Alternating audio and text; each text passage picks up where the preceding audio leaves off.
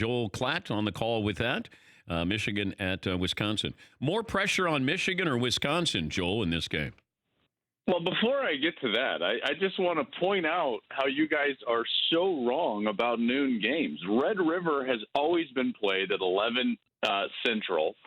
Michigan-Ohio State has always been played at noon Eastern. It is actually the historical great window, and that's why we're going back to it and bringing all of our best games at noon, which is why you're getting Michigan and Wisconsin tomorrow at noon Eastern, and it's going to be great. So okay, wait a minute, Joel. Point out the big one. Joel, wait a minute here. The reason why you have Michigan and Wisconsin on at noon because you do a pregame show, and it'll lead right into this game. So let's not kid anybody. The Thanksgiving game, that's not really a nooner.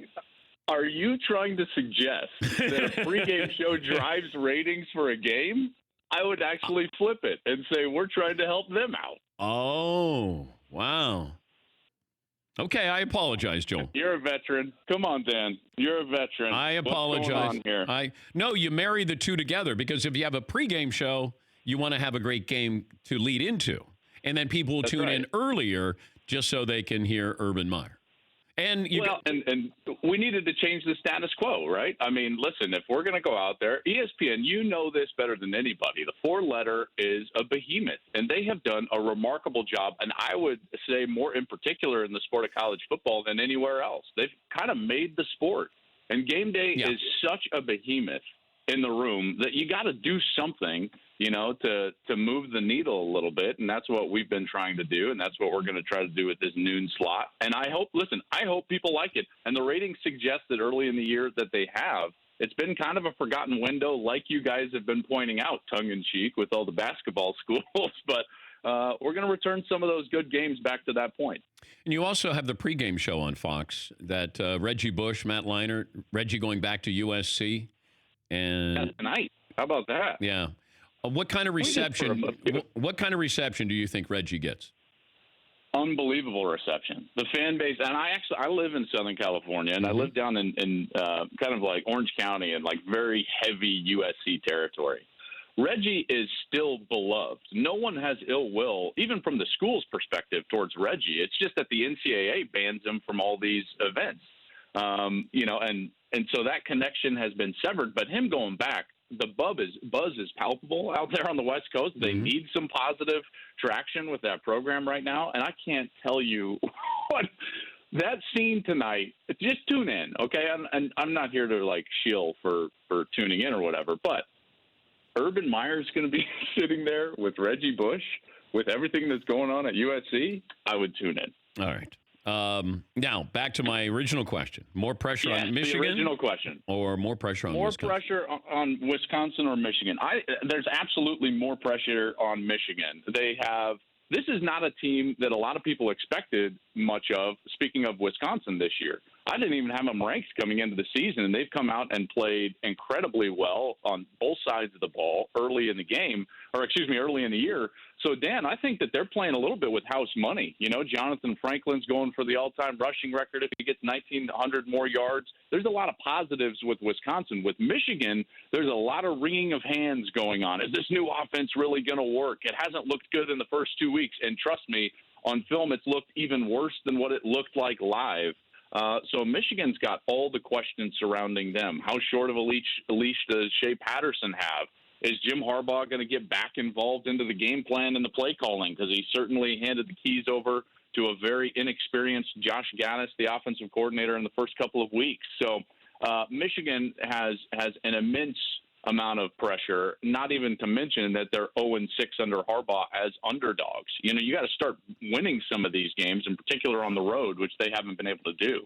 You've forgotten more football than I know, but it's Jonathan Taylor you were talking about, the running back, not Jonathan Franklin. I said Jonathan Franklin, didn't I? I started thinking about Los Angeles, and Jonathan Franklin was the old UCLA back, wasn't he? Yes, that's right. That's right.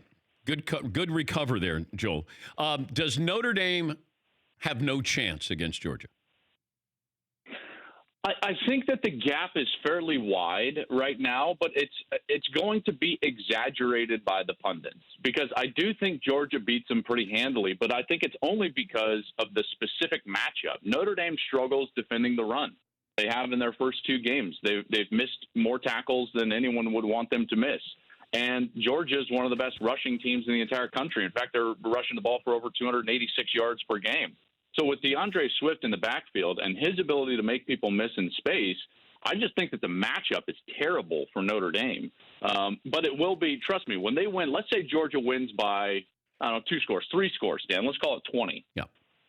It's going to be exaggerated. Everyone's going to be like, see, Notre Dame is trash, and the SEC is the strongest thing since, peanut butter and jelly or whatever they say. And that's, I think, exaggerated. I think specifically this matchup is really poor for Notre Dame, however. Yeah, but when people say somebody has no chance, that has come back to bite people. It's naive to say somebody has no chance. I know the Dolphins and the Jets probably have no chance, but they do have a chance because they're on the field against these teams. And Georgia has a chance against Georgia, or Notre Dame has a chance against Georgia.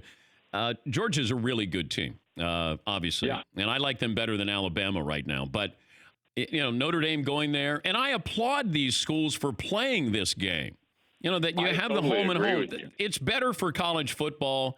I know that you get penalized if you lose one of these games, but I'd like to see more of this, and it's wonderful to have, Notre Dame go down there to Georgia, just like Georgia went to South Bend. Well, and it's going to affect Georgia a great deal later in the season. Even if they win this game, they'll certainly, and they are, in the playoff discussion, even this early in the season. But at the end of the year, Dan, they actually are going to play 5 straight games to end the season against Power 5 opponents, okay? Now, that's one of the longest, consecutive weeks without a bye, without a Group of 5 opponent, without an FCS opponent. That's a pretty long streak. The only thing that makes that more significant is that if they were to qualify for and earn their way into the SEC championship game, they would be having to play what looks like either LSU or Alabama on a 6th consecutive week of Power 5 games in that conference championship game. The reason that this schedule is the way that it is for Georgia is because of this game early in the year with Notre Dame. So you've got to give them a lot of credit, because let me tell you what Alabama and Clemson are not doing this year, playing more than 3 consecutive weeks against Power 5 opponents. Yeah. So, Georgia should really be commended, in particular, for being right in the thick of this race and still scheduling these types of games. And hopefully we can get more of this in the future.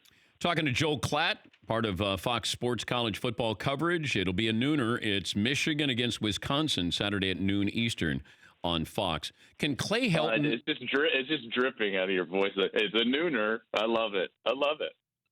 Okay, I want you to then hype it out. Let me hear you do your hype. Okay. Hey, we're bringing you one of the best, if not the best game of the week. No. There is no... Joel. Here you go. You want it? I'll give it to you. Yeah. Come on. Let's go. I love this matchup. Coming up at noon Eastern on Fox. You're going to wake up early on the West Coast. It'll be worth it, because you're going to see maybe the best running back in college football. Jim Harbaugh brings Michigan into Madison. You love the atmosphere. One of the best places to see a football game. Plan your weekend, but watch the pregame show with Urban, Rob Stone, Matt Leinart, and Reggie Bush. That was good. Now, you see, you thought you were getting one up on me. How do you know I didn't bait you into doing that for me? Oh, no. You don't call audibles. I saw you quarterback. You went to Colorado. Come on, Joel. That's no good. Okay. Can Clay Helton win his way into that job? Keep that job? I don't think so, in large part because I think he's only still there because the writing was on the wall for Lynn Swann to be, kind of ushered out, if you will, even though it's officially he's kind of stepping away on his own. And what people didn't want in that USC circle was Lynn making that decision to, move in a different direction from Clay, and then ultimately making the next decision. I think in order, they needed a president, which they've gotten. That president needs to focus on hiring an athletic director, and then that athletic director will likely want their own guy. Yeah. That's just how athletic directors roll. The average athletic director stint around the country is just over 4.5 years.